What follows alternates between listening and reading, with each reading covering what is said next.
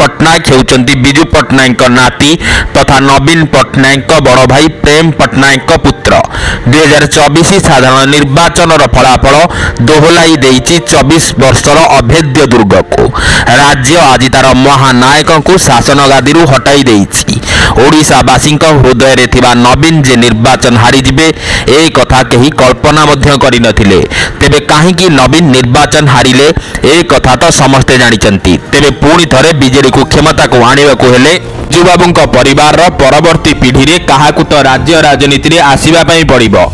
कारण बिजू पट्टनायक को ओडिशावासी जेते स्नेह करुथिले ताठारु बोध हुए नवीन को करूचंती करिबेनि बा केमिति।